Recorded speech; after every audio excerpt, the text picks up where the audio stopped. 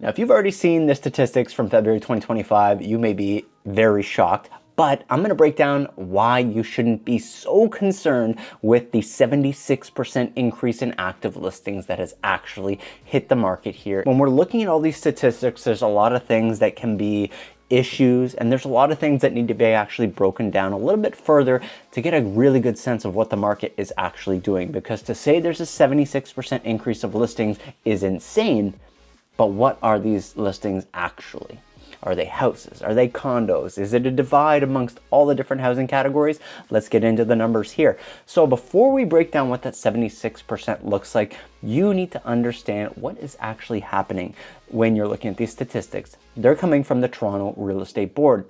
Toronto Real Estate Board sounds like it's just Toronto, but it's not. It is multiple cities and areas built into the Toronto Real Estate Board. So I've got them in front of me here. I'm going to tell you exactly what those areas are. It's the Toronto region, York region, Peel region, Durham, Halton, Simcoe, and Dufferin County. So there's a lot of areas that are not necessarily close to Toronto at all. You've got Orangeville on here, for example. That is not particularly close to Toronto, but when you're looking at the statistics, they are all encompassed in what you're seeing here.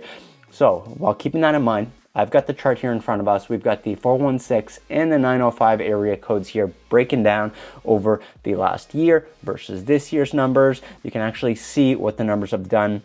Of course, if you've been on a market update video of mine in the past, sometimes the year over year, it's not that important. Sometimes it is, but it's going to be a situation where you need to really take into account what's happening in the current times versus what was happening last year. Now, right off the bat, last year was already a pretty slow year. So if you're seeing things come through on the statistics side of things, and they are also slow or even slower than they have been in previous years, that's where you need to maybe have a little bit more concern and consider what the market's actually doing today. So first of all, let's go through Toronto, then we'll go through the 905. So on the detached side of things, there was 411 sales. 1.782 is still your average detached home in Toronto. Now semi-detached, 145 sales, averaging 1.275, and then townhouses, 143 transactions, still over $1 million at $1,028,000. Condos, there's a lot of sales, obviously, compared to the other categories. There's just a lot more inventory to deal with here. So 830 sales, averaging at 724. Now, when we're talking average, you always have to understand averages are going to have the highs and the lows. So if you have 5 really extremely expensive properties, that might skew things. And then same on the low end. If you've got a lot of bachelor condos that are being sold, you might get that average pulled down on the condo price side of things. Now, let's look on the Toronto side of things at the year over year change in those categories. So as you can see, in the sales side of things, we are down across the board, down 27%, 19%, 23%, 17% here in every single category. When you actually look at those numbers on the average price side of things, your detached home price, the average is slightly up, 7.6%. But once again, is that average pulled up? You have to dig into every single sale to find that number. It's encouraging to see that the detached category is still doing well. Now, condo side, obviously, we're on the down slope. Semi-detached, slightly down, negative 3.5%. And then your townhouses are at 5.6% lower than they were, on the last year side of things in the same time. As I've been going through here, you can obviously see what's happening in the 905 region. So we don't have to go over every single category here, but let's just look at the year over year changes here. You have a negative on every single housing type. Once again, negative 32%, negative 24, negative 32, and negative 30% on all housing categories in the 905. And then if you're on the average sale price side of things, we actually have negatives across the board, whereas on the 416 side of things, we did not. What does that actually mean to me? Well, it means the houses in the 905 region are taking a much bigger hit than the 416. Now, does that make sense? Absolutely. If you're in the core, if you're in Toronto, of course, your home should be more valuable to Toronto than it would be in a Brampton or a Mississauga or in Orangeville, for example. There are always situations where your home that's maybe not in Toronto proper, it has fantastic value. Don't get me wrong, it's not offensive to you if you own a fantastic home, but generally Toronto homes are worth more money because it is the center core of the area. Now, let's really find out here what that 76% was that's been popping up on all these headlines here. So year over year, last year, we had 11,097 active listings, same month last year. This time around, we had 19,536. This is that 76% increase. However, a majority of this increase is actually coming from the condo side of things. So you see a 76%. We have over 40% of this is actually just condos. So I wouldn't be super concerned if you own a detached or a semi or a townhouse, for example. If you own a condo product, whether it's a condo townhouse or a condo apartment, that's where the inventory is seeing this massive influx coming in here. So you want to understand that property that is just a beautiful one-bedroom condo, it's still not going to move. Even if it's a beautiful condo, it has to be the most attractive price on the market and the lowest possible price for the best product to even get people through the door.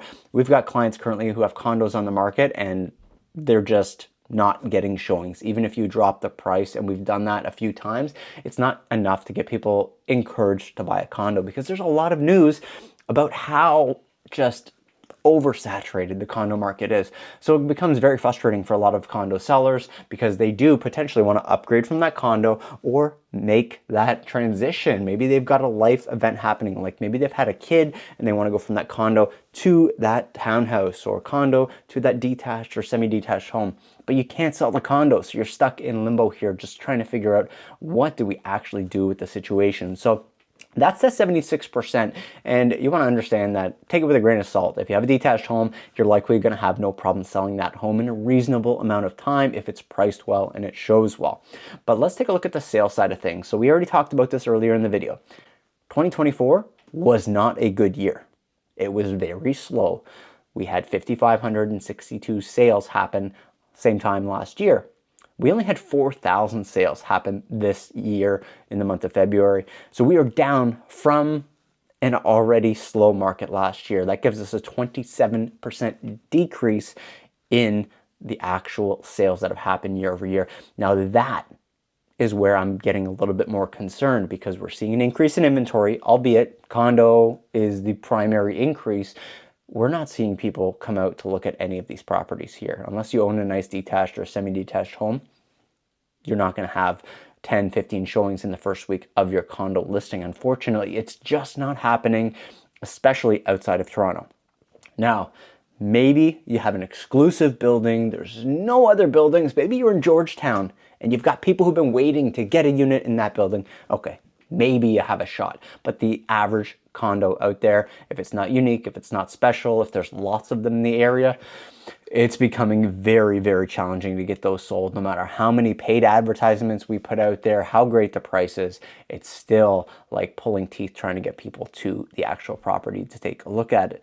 Now, looking at the average price side of things, it's not that bad on the average price side, right? 1.109 last year. This time we're just $1,084,000. So not too far off, $25,000 in the grand scheme of things. Very, very close. Your average time on the market slightly extended compared to what it was last year. But the importance of this video was really just to put a sense of calm in you. If you're watching this video and you're just thinking 76% increase in listings, what the actual... It's not something to be concerned about if you're trying to sell a detached, a semi, or a townhouse. The concern is really if you have a condo property.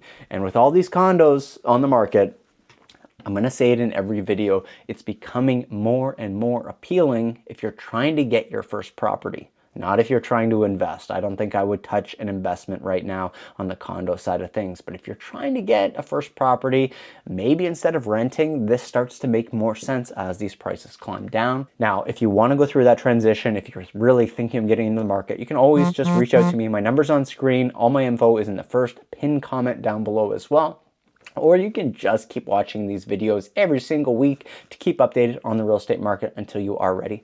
Thanks so much for watching this video, and I'll see you in the next one. And if you are just fascinated by what's happening in this real estate market and you want to see how far some properties have actually fallen in terms of what people bought them for and what they're selling for today over the last few years, you can click the video on either of these two sides and you're going to get a real sense of how much the market has started to change here in the last few years.